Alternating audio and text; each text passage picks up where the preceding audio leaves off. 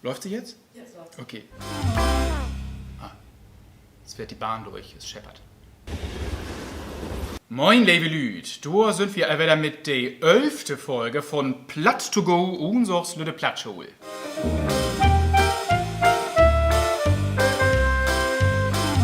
Wir haben ja jetzt schon 10 Folgen geschafft und die waren ja aber nicht unterschiedlich. Wir haben uns auf Plattdeutsch unterhalten über Politik, über Plattdeutsch mit Kindern, über Plattdeutsch lernen. Wir waren im Unseuch-Fundus, wir haben Vokabeln gelernt, wir haben ein bisschen Grammatik gelernt.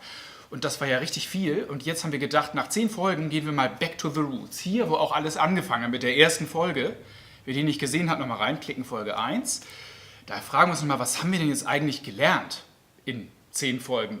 Können wir denn jetzt alle platt schnacken? Ich glaube, also das Ziel ist vielleicht zu hoch gesteckt, aber wir fangen nochmal ganz vorne, ganz einfach an heute, sich auf Plattdeutsch vorstellen. Wirklich mal überhaupt ein Gespräch anfangen.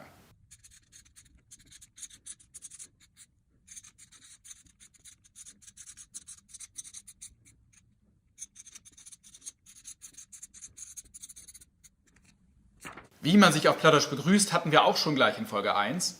Moin. Moin ist super, passt zu jeder Tages- und Nachtzeit. Da hat allerdings, kleiner Nachtrag, einer unserer absoluten Plattdeutsch-Experten hier im Haus, Peter Nissen, sich nochmal eingeklickt und hat darauf hingewiesen, berechtigterweise, dass in der Sprachwissenschaft man sich überhaupt nicht so einig ist, dass Moin von Moi schön angenehm kommt, also schönen Tag, schönen Morgen, einen schönen, einen guten, sondern dass diese Herkunft durchaus strittig ist, aber es ist eine volkstümliche Wandersage. Heutzutage als Plattdeutsche verstehen wir das meistens so und darum lasse ich diese Herleitung für uns jetzt so im Alltäglichen auch einfach mal so stehen. Aber wer da jetzt wirklich sich für die Etymologie interessiert, da stimmt das vollkommen, ist das viel problematischer. Genau wie bei Quitje oder Handul und so weiter ist da meistens noch viel mehr dahinter, als man so auf den ersten Blick denkt. Aber Moin haben wir schon gelernt, passt morgens und abends immer. Moin. Ansonsten kann man es natürlich auch nach Tageszeit diversifizieren. Guten Tag, guten Tag, guten Morgen, guten Morgen, guten Abend, guten Abend. Oder mittags, auch wenn es ein bisschen sehr volkstümlich ist, natürlich auch Mahlzeit, Mahlzeit. Und zur Verabschiedung Tschüss. Tschüss kommt von Atschüss, darin steckt Adieu. Also auch da hat sich wieder Französisch ins Plattdeutsche reingemogelt.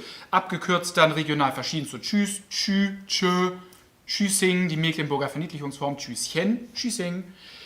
Das auf jeden Fall zur Verabschiedung. Natürlich geht aber auch ob Wiedersehen, Wiedersehen, hol die fuchtig, hol die stief.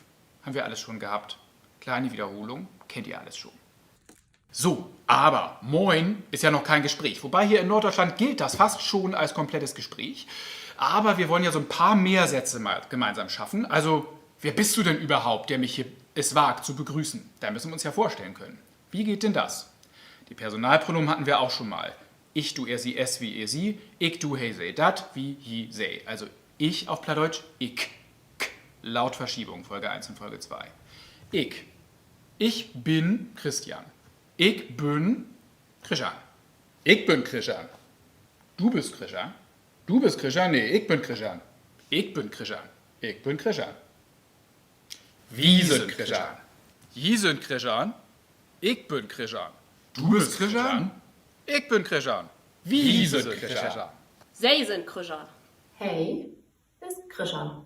Sei ist Christine.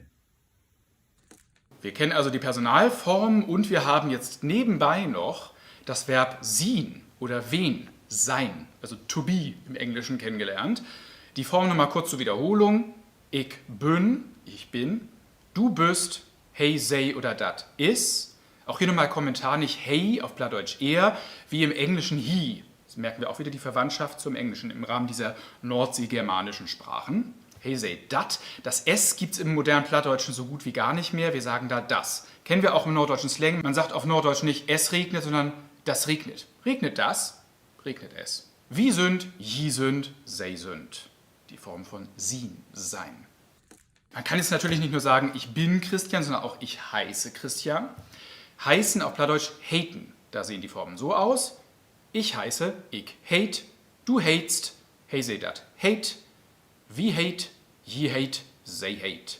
Einheitsplural haben wir alles schon kennengelernt, alles Wiederholung, sonst mal reingucken, Folge 6 und Folge 10. Dritte Variante, um sich vorzustellen, ist aber natürlich auch zu sagen, mein Name ist Christian. Min Norm ist Christian.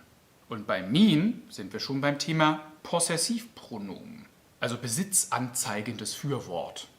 Mein, dein, sein, ihr, unser, euer, ihr. Bei Possessivpronomen klinge ich mich mal kurz wieder ein.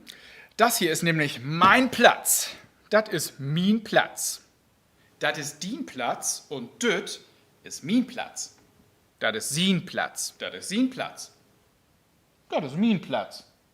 Das sind uns Plätz. Düt ist min Platz und dat sind jo Plätz. Das sind uns Plätz. Das sind jem er Plätz. Und das ist min Platz. So, das waren jetzt die Possessivpronomen, die besitzanzeigenden Fürwörter. Nochmal kurz zur Rekapitulation. Mein Platz, min Platz. Mein, min, din, sin oder er. Uns Uwe kennen wir alle. Uns Heidi. Uns Unsorg. Unser Unsorg. Jo, euer. Jo Platz. Euer Platz. Und jem er Plätz. Also wörtlich ihnen ihre Plätze. Es gibt keinen Genitiv im Plattdeutschen heutzutage, nur den possessiven Dativ, den besitzanzeigenden Dativ. Also das ist mir mein Buch, das ist ihm seine Frau. Ja? Also das sind ihnen ihre Plätze. Das sind jem er Plätz oder verkürzt einfach nur, das sind er Plätz. Das sind ihre Plätze. So, letzte wichtige Information beim Vorstellen ist vielleicht noch, wenn es einen denn interessiert und wenn es höflich ist, danach zu fragen, wie alt bin ich denn? Wo old bin ich denn? Moin, ich bin Christian, das ist min Platz und ich bin, da braucht man noch die plattdeutschen Zahlen. Ne? Also erstmal, wir haben jetzt gelernt, ich bin x Jahr old. Ich bin, kennen wir schon, ich bin, Jahr, das Jahr auf Plattdeutsch ist dat Jahr.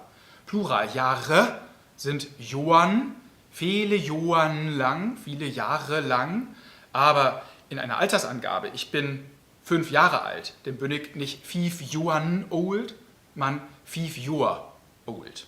Etwas ist auch nicht 3 Monden her, 3 Monate, sondern 3 Mond. 3 Monat, 5 Jahre. Das ist so wie mit 5 Mann sind sie hier reingestürmt, nicht mit 5 Männern. Also, ich bin Christian, das ist min Platz und ich bin 36 Jahre old. Old, wie im Englischen, alt. So, und was wir jetzt noch brauchen, sind die Zahlen.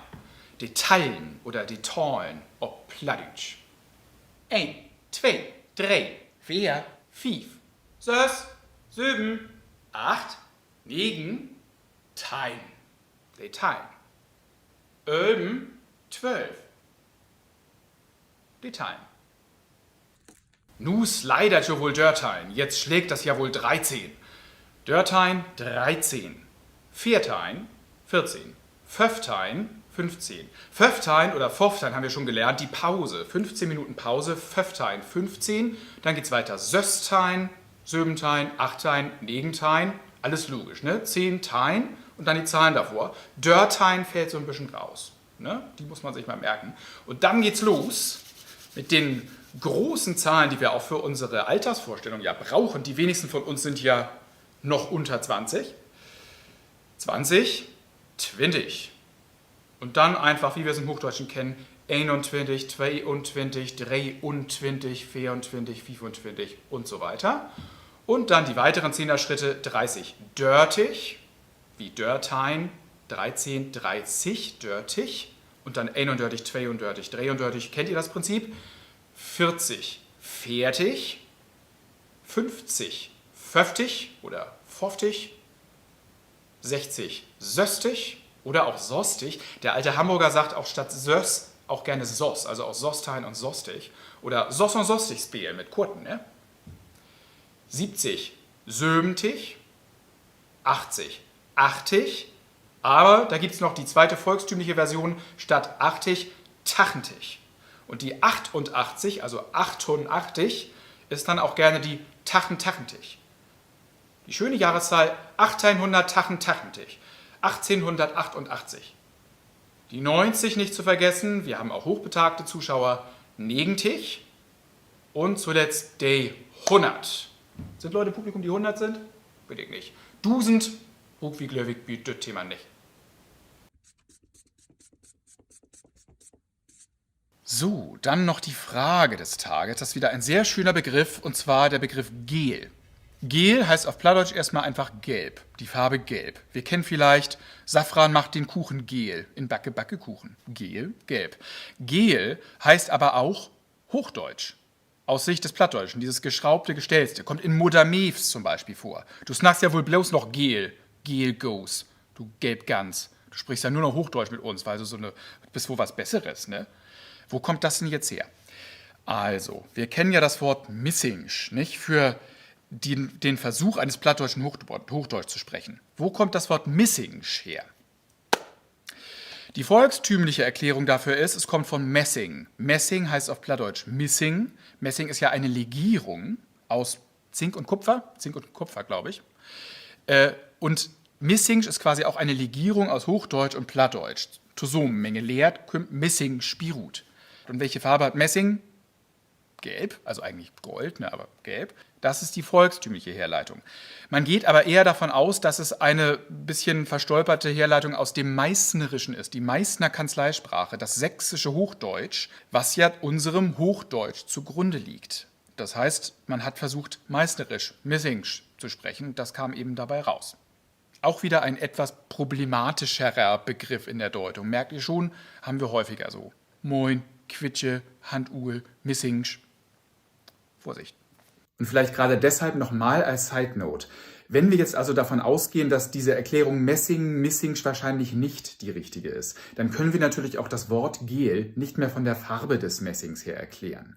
Gelb steht als Farbe aber auch im Allgemeinen für Neid, für Falschheit, für negative Eigenschaften. Und insofern können wir Gel snacken auch verstehen als das Sprechen einer Sprache, die vielleicht auch nicht wirklich die eigene ist, mit der man sich abgrenzen will, mit der man was Besseres sein will, die also falsch ist, verstellt wirkt und also von den Platznackern negativ beäugt wird. Es gibt auch noch das wunderschöne Bild für das Sprechen von so einem richtig Plattdeutsch, Hochdeutsch gemischten Missingsch. Hey, snackt Gel mit grüne Pricken. Er spricht gelb mit grünen Flecken. Da denkt man auch sofort wieder an so angelaufenes Messing. Also die Bilder scheinen so wunderbar zueinander zu passen, können aber auch erst später entstanden sein, als dieses volkstümliche Bild von Messing bereits in den Köpfen war oder es wurde später umgedeutet. Ihr merkt, das ist alles so ein bisschen problematisch mit diesen ganzen Volkserklärungen. Dann haben wir wieder ein Fundstück bekommen, und zwar von Jörg Beleites aus Volksdorf. Da gibt es nämlich eine Straße, die hat im Laufe der Jahre ihren Straßennamen vom Hochdeutschen ins Plattdeutsche geändert, nicht umgekehrt. Die hieß 1925 noch Steinkamp, wurde dann 1935 umbenannt in Vor dem Barkholz und heißt jetzt seit 1955 Fernbarkholt. Super Geschichte. Einmal in die richtige Richtung. Das wird wieder mit der 11. Folge von Platt to go, unseres Plattschule. Schickt uns wieder jo Fragen und Fundstücken, die kennt das jo. Wir sind jetzt erstmal alle 14 Tage da. Nicht mehr jede Woche, sonst gehen uns langsam auch die Fragen und Fundstücke und Themen aus. Aber dann freuen wir uns in Zukunft alle 14 Tage noch mehr auf Platt to go. Wir uns auf euch, ihr euch hoffentlich auf uns. Bis dahin, tschüssing, holt jo fuchtig, unverdröcht nie. Hotjo Steve, Bet Anamol, Manto, Tschüssing, auf Wiedersehen und gute Gesundheit.